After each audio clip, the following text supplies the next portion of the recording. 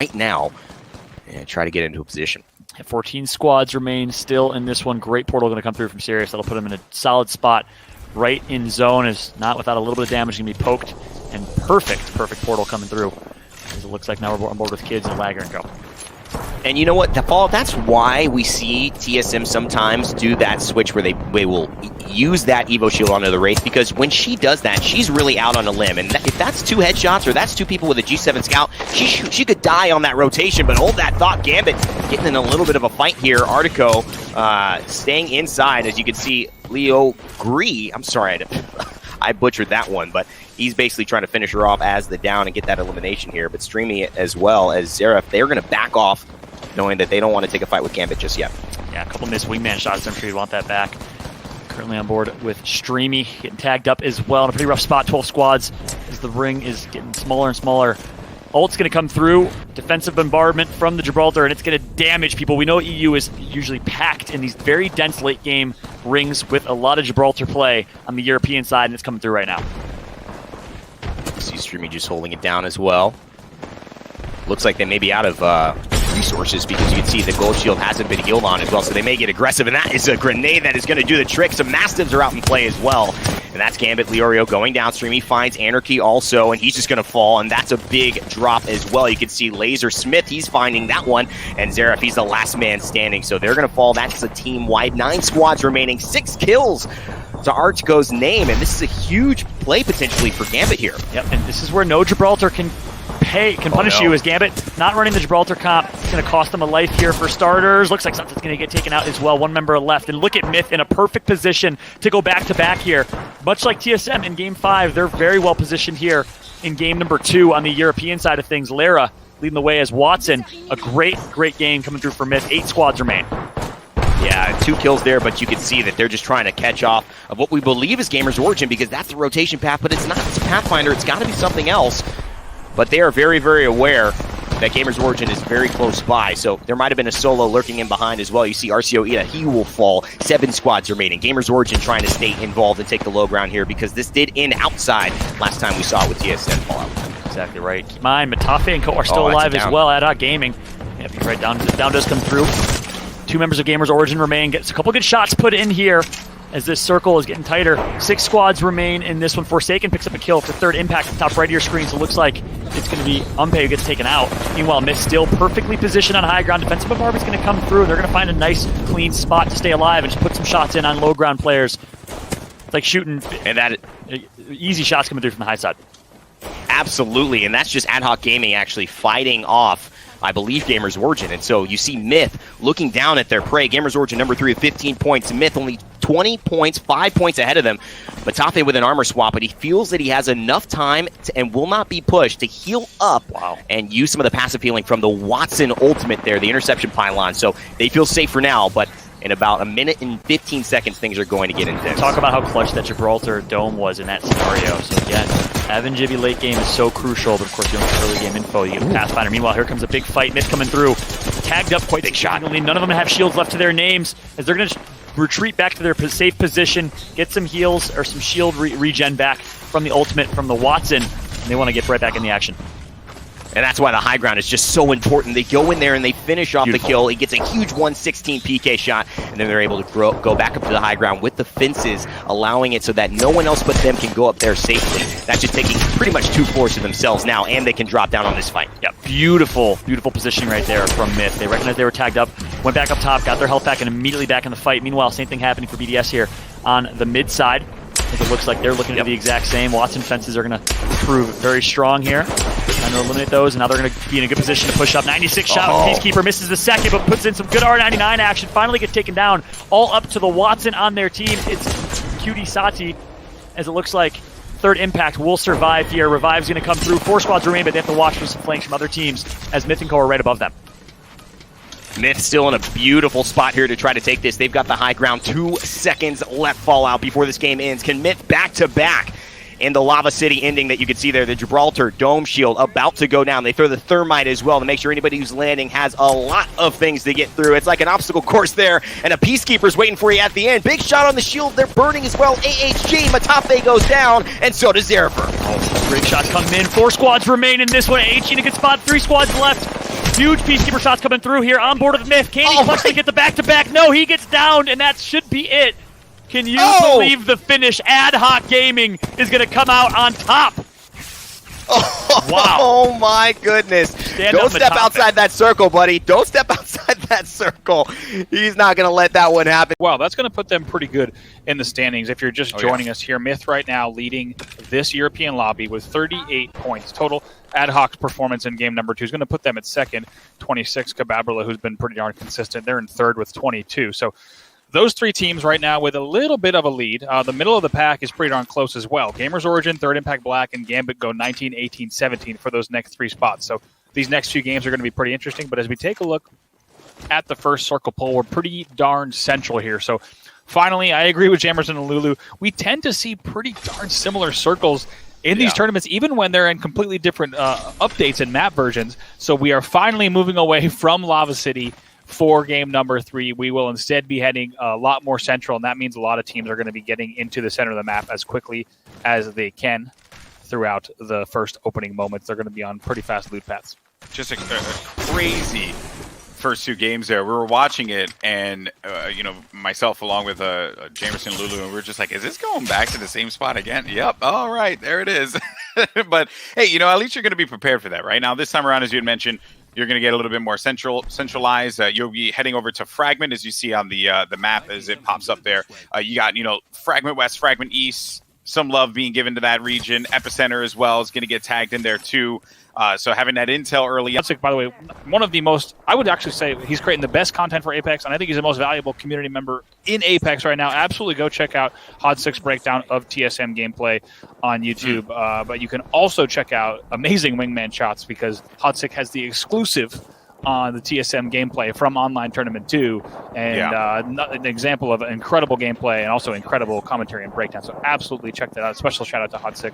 The wingman shots reminded me of what we were watching in that video. Now, here we are, still 18 squads left. And as I was saying before, the break, some action here in Fragment East. Yeah, Baker is going to get cracked there. An unfortunate situation for Taxi as well as they go down, and that seems like that is going to be end for the Click.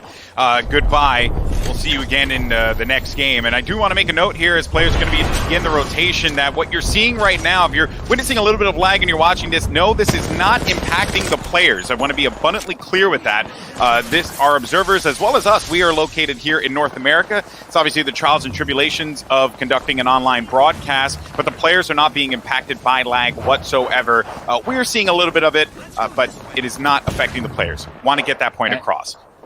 And look where this has pulled. This has pulled essentially completely out of Fragment East. Only one building still in, and everything's pulled actually towards the eastern outskirts, which is interesting because there's a corner of a building there. So this is really going to pull our 2 last settlements towards each other. Fragment East and the Cap City East outskirts are going to be pulled right into the center area. So any team that's playing the outer edge of those buildings right now is going to hope that they're able to get a third-party opportunity of teams kind of flying in now. 47 seconds before things get pretty wild.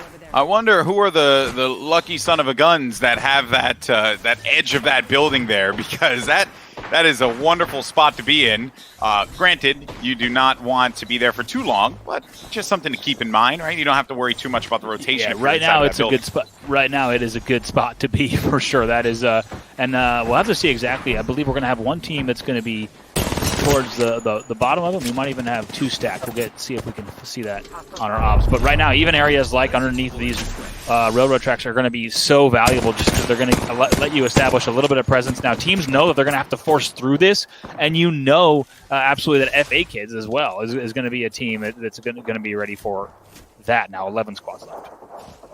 On screen right now, the Powerpuff Bruvs. Love the name. Big fan.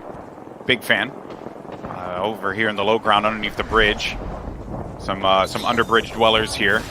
You got to just hold any kind of territory that you possibly can. Barrage is coming in over on the outskirts there, as you can see. Taking a look now at Na'Vi, who we mentioned before needed to have a big game here. Perhaps this could very well be it. So they're going to be outside, utilizing the bubble to give him some kind of protection now. Pressure's starting to come in, though. Faizu's going to see if he can stay alive in this one. Going to go to the hip there with the G7. Manages to down one, but Claw's last man standing for this squad. Can Na'Vi do it? And it seems like Na'Vi will go down a bit, spoken a little too soon there. But Na'Vi will end this one. I think that was going to be in around 9th or 10th place, and they should be able to secure themselves 2 or 3 points, depending. Powerpuff Grubs, though, will be outside underneath this bridge for the time being, and they got to begin to contemplate this rotation. And look at Third Impact on the high ground here. Yeah, that was BDS, by the way, picking up those kills. But now, yeah, Third Impact is in a great spot as well. Keep in mind, they are on 2 whites, once again indicating that they undoubtedly rotated into Fragment East very, very early. I don't know exactly where they've been dropping for the past few weeks. Needs to be careful. Forsaken getting maybe a bit overzealous there as he's on the receiving end of some shots. And right now, it's going to be up to really Balanji and Fjeldern to just try to hold this high ground and play this very carefully. And that's the challenge when you have white armor, right? You have to be so careful, and I like that. Port him up. He's just going to give him a little portal up so he can get the revive. Very smart. Clever play. Really clever play. Was trying to get the proximity revive. It wasn't coming in, so just going to give him a little opportunity to get 2 things, right? Now he's revivable, but also he's also out of any sightline that might have been possible there. But speaking of, talking about here, the Powerpuff Grubs, love how they played the underbridge here because it gave them edge to their back. Their back is completely safe. Their top is completely safe. They played right now this perfectly, knowing that as long as no team pushed underneath them on that last close, they were going to have a really good spot here in this final top 5. For the teams that are left here, I see 4 of them right now. It's the Powerpuff Grubs. You also got BDS as well as Third Impact and Gambit are going to be the ones still in this fight here. We have one more team, though, obviously, with 5 squads remaining. Balloon's going to put down some shots on the squad that's going to be located down low. Pressure, of course, is going to be on for this team that has the high ground. And Forsaken is going to go down. We're coming down to the wire here, folks. Yeah, it's trouble for Third Impact. Definitely need to be careful once again. Not the best in terms of armor. Powerpuff Grubs still laying down some decent shots on 2 purple armors as well. 3 squads are going to be remaining in this exchange. Players are going to go down low. Gambit, they have 3 players still standing, but one is going to go down. This is not looking good for them whatsoever. Third Impact still on the high ground. Balloon's going to be the guy to keep your eye on. As far as healthy players go, that's going to be the Powerpuff Grubs. All members of their squad have shields, have health remaining. They're also going to have the high ground forcing down, and that is going to do it. The Powerpuff Grubs are going to be doing such a great job of keeping everyone informed. You're a huge part of the community as we start to look at, I think a real change of pace here where there was this whole dynamic fallout of, we see these 2 teams in the lead, and Powerpuff Grubs really took a commanding 14-kill game 3, and we're following along with them here. But what stood out to you the most as far as how they approached that last fight? Yeah, for me, it was their perfect positioning and them just playing it slow. The way that, they got kind of fortunate with the endgame circle, which, by the way, was a completely different endgame than what we casted in game number 2. Much more open, and, of course, an earlier finish to that one. But they slowly just inched their way in, stayed close to each other. They recognized they had high shields. They recognized in that fight against TI, despite having low side disadvantage, they saw the gray tap, so they knew that they had an advantage in shield and overall resources compared to TI, and they just played it perfectly, getting some long range shots in, hit their shots when it mattered the most, slowly crept their way up and positioned themselves near perfectly. So great, big shout out to them, and it looks like for a 4th game in a row here, we're having an early fight over at Thermal Station. We've seen this play. A lot of old school esports titles like Halo, etc. had these roles like lead slayer, support. You see that come to life with Apex Legends as well. Typically you see more support players in the hands of Watson and Gibraltar, and really your lead slayer in the hands of Wraith. But everyone's got to be able to do everything at one point, though. Absolutely, and I think that's why we see certain teams, and especially when I mentioned the difference between Europe and North America, still 17 squads left, this circle about to close in about 18 seconds, so we'll see a bit of a pinch, maybe not too many fights yet, but they will start to happen.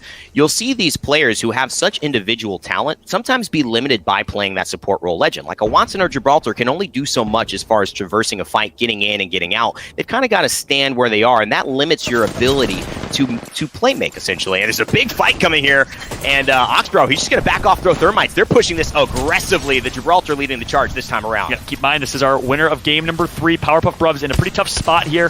Tagged up, not much shield in the hand of Danny, but here comes the push. They're playing with aggression despite no shields. They know they have an advantage here. Good shot put through with the Ava 8, and that's going to be it. Powerpuff Grubs survive. No, another team's coming through, Rain Day. This third party is oh so bad. They do not want to see this as well, especially after such a great game number 3, but they're going to finish it off with a Havoc as well. Kuia ends up taking down Katie, and so this is a strong start. Not only a few kills, which they had 14 of last game, they're going to make it out alive, which is the hardest choke probably to move through at this point, given where all the teams have already rotated in Harvester, and you can see Kuia finding on Myth that's Cababrilla, a little bit of an angle to where you saw Powerpuff Rubs have to rotate from now. So they're going to heal up, stock up, get their shields, but this is still going to be a potentially difficult journey out of this tunnel. Yeah, and we mentioned Lord of the Rings references. Certainly a difficult journey for these folks here as they're going on their own journey. But a good start, though. Talk about a performance there from Oxbow with 3 kills. That Havoc and Peacekeeper combo, I think he had an Ava 8 previously, was shredding. Despite a third party coming through, he goes huge, Raindace. Great plays coming through from Powerpuff.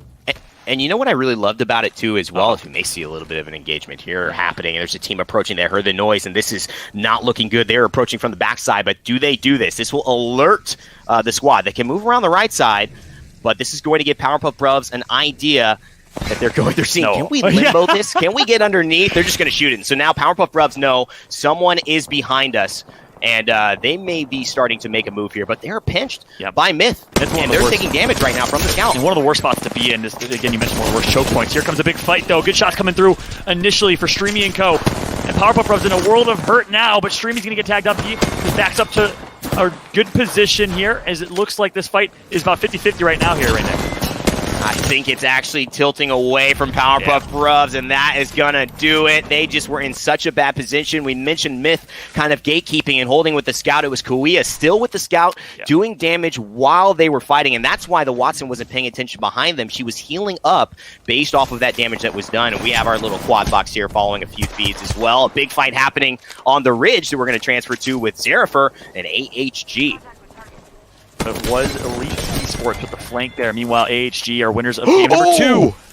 Good flank coming through, and Zerifer, again, continues to clutch up. The young man, former Overwatch player, mentioned from Eastern Europe. I think it's Serbia. Huge plays from Zerifer. Keeps his team alive for now.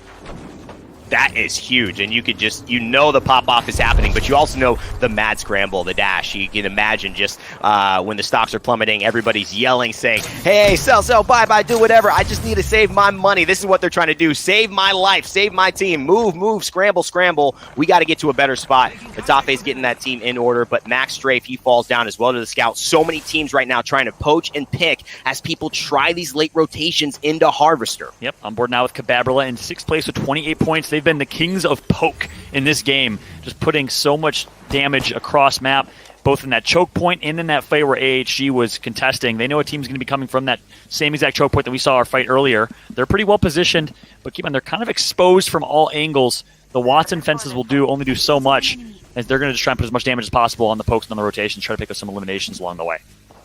This is a very important part here as well. You can see Myth, Kuia, they want to keep this lead, not Myth, Cababrilla. They want to get involved in these final fights here. We still don't know where SHRP is. We're sure finding a way, potentially still ratting here. I believe he is still alive. High ground here from Mistral. That's a thermite for the ages. Oh my God, talk about value. Yeah, massive, and he needed that too. He needed to buy some time. It looks like his teammate's not going to do enough. His teammate's going to get taken out. But a great thermite's going to connect for all 3 members of Elites. And now he's just going to use that to try and rotate as they're healing up, but that rotation is going to be tough when you have 3 members of Cababrilla just waiting, watching, patiently trying to get some poke. And Zinky getting a little aggressive, using a Havoc as well, but you can see Leo Deads and Kuia, just with the Scout and the Charge Rifle, have picked off so much damage and forced so many teams into bad spots. If they can maintain the top of this hill on this rotation where teams have to push in, they're going to be able to pick up maybe 2 or 3 kills as long as they stop the Wraith portal, which is what is being attempted to happen here. But you can see, a devotion is in play from Forsaken there, and he just takes down Nasky. Yep, it's a gold devotion in this season. Pick that up from a spot crate. Looks like they're in a good spot here. And now AHG using this rock for any cover that they could possibly get, healing up. We saw them in a bad position in Game 2, still come out on top with the win. We'll see here if in Game 4 they can make some magic happen again. Only 50 bullets to his name on the Havoc, so he's going to have to be careful as well, Zip, as far as using that for poke. And there's more Charge Rifle. Is this becoming the meta? Fallout is Charge Rifle back? I don't know. It's looking pretty good to me. Yeah, hey, that hit scan does wonders if you can connect your shots. The first 2 players can. Like Mystica and co. They're just free reigning around the map right now, getting nades, getting shots wherever they want. I love the positioning from Cababrilla right now. It is superior, Rainday.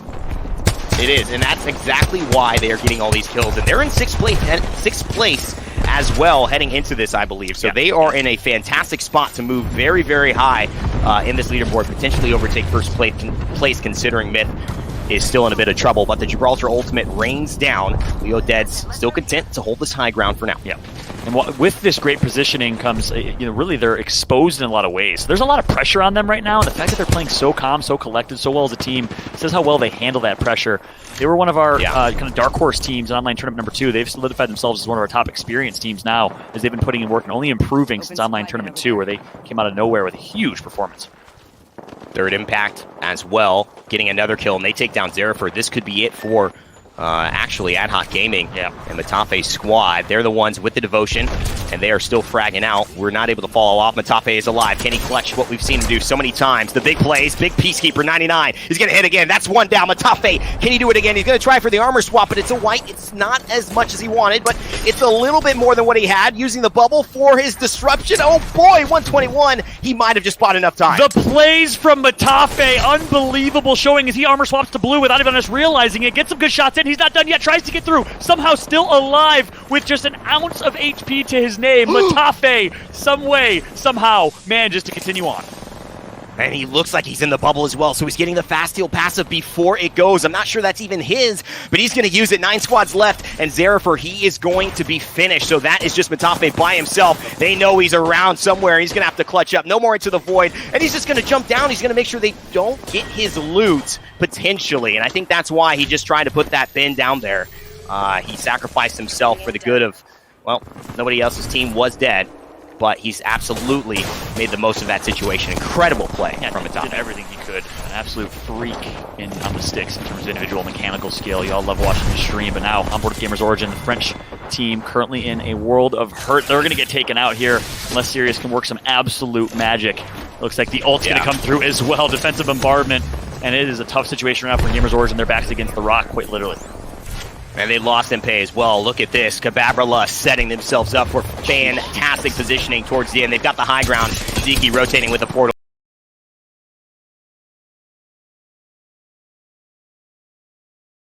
Early, and there's the Havoc just shredding. That's why you gotta respect the energy ammo. He spots an Evo Shield. Rat hiding out.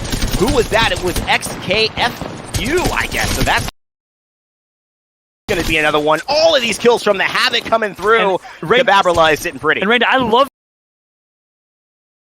love this decision from Zeke as Wraith, opting to go wide left without his teammates' support, saying, hey, I can get so much tags on these people, and I can easily just port right back to my teammates. So he's going to use that portal right now to do so much damage, pick up so many eliminations. Huge plays from Zeke. It's really impressive, but he's trying to get this finished because they know how powerful kills are. It's an extra point. You don't know whether you're going to make it to the next light, and that's Oznazeni, and that is going to be the Gamers Origin, but it doesn't look like there's a full change of squads. It doesn't go down to 4 squads, so maybe there is still one from GO alive, but this is the team you got to worry about. With the Devotion, 3rd Impact Black, I mentioned them earlier. This team has been performing very consistently, had a great 3rd placement last round, and they're setting up their portal right now. I was about to say, they have Pathfinder and a Wraith, so good rotations are going to come through. They're going to opt for the Wraith rotation.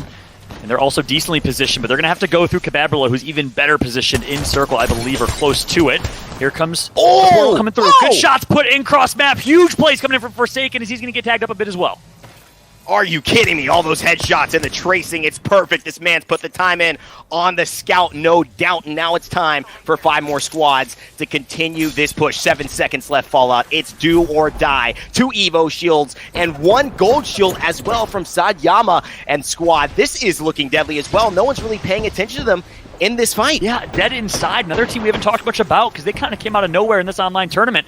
Still alive in this one. Cababrilla as well. Here comes the push from TI. I think they hit that portal. Good shots put cross map again with the Devotion. This time he's going to absolutely melt. Just like he did with the Scout earlier. Can't stop yet. Good shots put in. He saves his teammate's life, and now they are just raining fire, Rain Day.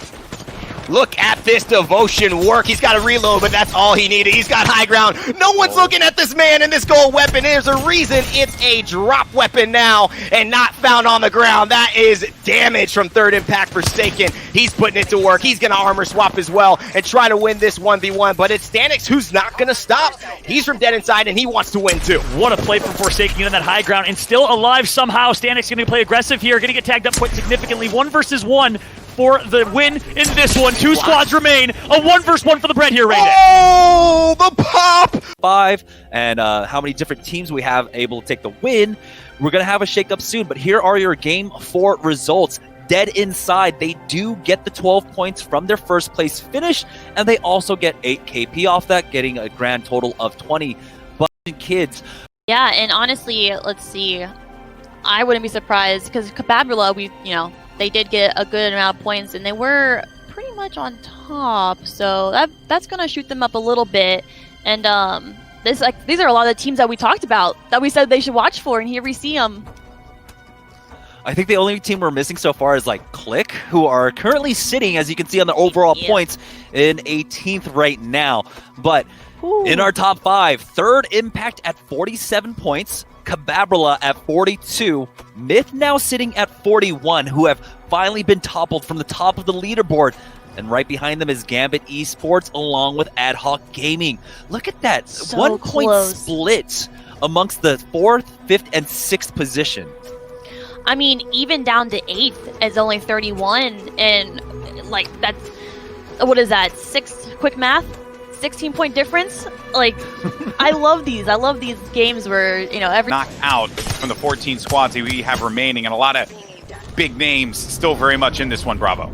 Absolutely, and that's a big circle pull that we just saw. I got to talk about it because essentially what we just saw was a pull that moved in on an area where almost none of the teams were. Everyone from Mirage Voyage has to come north. Anyone who was southern part of Fisher has to come south, and anyone who is still in train, Third Impact, as we said, one of the only 2 that were still in train, they have to come west. Essentially, this is now moving even earlier into very unpopulated open land, maybe even earlier than a lot of these teams thought, especially the teams that were trying to stay cozy at Fisher and Mirage.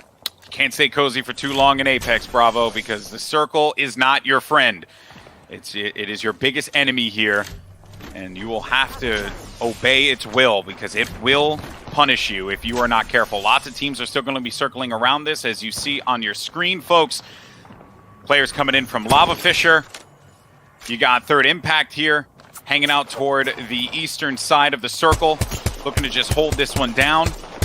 Could Third Impact find themselves a critical win here and maintain their first place finish? So far, so good for them, though, as there's only going to be 12 squads remaining, Rob. Yeah, I mean, and the pressure really is on Third Impact. Once again, if you're just joining us, welcome to game number 5, European Finals here for online tournament number 3 in the Apex Legends Global Series. They only have a 5-point lead for that first place spot. So this is not a guarantee. This is not something where they're sitting on a 13-point extra where they can simply just play super placement. They're already playing ring edge, so they need to be very careful here. This is much trickier than you might think, even though they're in first place and they're doing okay on armor. They have to be very strategic in how they approach these end circles. Nothing is guaranteed. The rest of the table is simply too close. Gambit's going to be another team that is in the running there, sitting at top 4 right now with 37 points. A strong finish for them could mean a victory. Off screen, the kill came through for Third Impact, picking up one of their own. Gambit getting it down at the other end of that one. G-Dolphin's still going to be in this too. Just as I say that, he actually goes down. That was going to be from FA Kids that punish him on that. AHG still in this fight. But Third Impact, though, this is not looking good for Third Impact. The first place team could actually be in a world of hurt here. Balloon just going to try and hold this one down, but Balloon can't do so as he is down. And they do have a gold shield, though, gold knockdown shield. Maybe they can res themselves and bring it back into this, perhaps. This is going to be... Let's go ahead and see how he plays this. I mean, this essentially... Oh, my word. Okay, I was like, what is going on here? He did get away from that. We did switch away from it. He's rezzing himself back, by the way. He's rezzing himself back, Balan. He's back in the fight. We gotta know what's happening. We gotta know what's happening. He's back in the fight, and he's got the Phoenix kit ready. We switched out of it, but I saw it on the quad feed. He's still in this one. Third Impact not out of this quite yet, folks. 8 squads remaining. Okay, so obviously Balanji can rat out here, and what thanking the Rat lucky it, dude. stars, of course, of the golden knock, which keeps we were moments away from calling third impact, essentially Rat it. leaving this game wide open where any team could steal the win. Now Balanji, also by the way, in terms of heals, not looking too wealthy as well. I think I only saw 2 syringes. We'll have to see what's around in terms of loot boxes, but oh boy, is this ever a fantastic story. Also Gambit, by the way, we haven't talked about them enough in game number 5. They are in 4th with 37 points. So this is I think Amaz amazing got a top clean 10. kill. Yeah, so Leo just got a clean kill on Amaz, so Myth is going to be out of this. This is insane. I'm just keeping my eye on the feed because I want to know if Balan manages to stay alive. That self-revive is bananas. Oh, dude. Yeah, I think you and I were thinking the same thing where we didn't see his name in the kill feed. Well, I as we was looking switched at it away. the whole time. I saw him make Oh, the on the play to go observers. through the Yeah. rift. So I knew that he was going for some kind of a miracle play there. Okay, so now Myth, SHRP is going to be let out there. Stanny is going to pick up another one. You know what that means? Stanny's in this, dead inside, kind of having a late game resurgence now. As we're on board with Kababrula. Kuya up on the high ground with that G7 scout. Also is going to have some ordnance here for the final moments. You love to see it, right? Busting out a few of those incendiaries to just try and force them out of this. We're not actually seeing ticks there on that thermite, No. so that one might have been just out of reach. There's Mpe, by the way, on red. And look at Gamers Origin in the shields department. They are looking very good here. Might be playing from low ground, but they are going to have a ton of options to get up. Of course, TP plus the Gibby Bubble. They really won't have too much trouble getting out of a hairy situation should they find themselves in one. Now 5 squads left. GB Kababula on your screen. They're still in second place. Yeah, and this is looking like it's going to be a battle between Kababrula as well as Gamers Origin. You got Gambit. A team just got wiped out. FA Kids is going to be out of this. And we had that screen for a brief moment. I want to know who it is. It's Balanji! Balanji's still alive! He's still alive! He made it to top 4! He's in Look at top this. 4! He got himself 5 points! I cannot believe it, Bravo! This could be the tournament-winning play, folks. We're going to have to wait, of course, until the final word, but 4 squads left. Balanji still up top. Look at this. And honestly, might be able to pick up a few more placement and kill points yet. He's not even fully ratted just yet. He's actually good in this next circle closure as well. This is insane from Rat Balanji. status engage, people, because he just needs to bury himself in a hole in the grass and just live there for at least another few seconds. If he can stay alive and just let one of these other teams fight each other, which it seems like Gamers Origin is about to engage in a battle here against Kababrula. Kababrula trying to go for the strat up above. Oh no! Oh no! They just saw Balanji! But he manages to phase on out of there. He still manages to live. Not dead quite yet. And finally, the end here for third impact, but I cannot believe what we just saw. It is now whittling down to the final moments here. Bravo. Top 3 teams remaining. Take a look at this now. Gamers Origin is actually melted right away by the ult, and they're going to be careful. Only Most as any is the one left here now with 3 spots left. These teams now. Bravo, this is it. These teams, last ones standing. Gambit, Leo tries to go in for the cleanup. As far as we have players still standing, though, it's going to be Gambit alongside with Ziki from Kababrula. You also have Gamers Origin still going to be in a fight. 3 teams still standing tall in this battle. And, oh man, so it looks like Kababrula is actually going to be out of here. The gold revive shield is not going to be able to be activated. Gambit have a few players left alive. It will be Gamers Origin holding up on the high ground, trying to put down some damage. Is this going to be enough, though? Gambit does go down, and this is looking like Gambit picks up the win, a critical win. Gambit getting second. Gamers Origin getting first. Gambit actually only 1 point behind, though. They got a good amount of kills. And Kababrula also. Not as many kills as I thought they had. Or I thought they had a lot more kills, to be honest. So despite getting the first place finish, there were a lot more kill points in the favor of Gamers Origin. So they ended up the overall point leaders in game number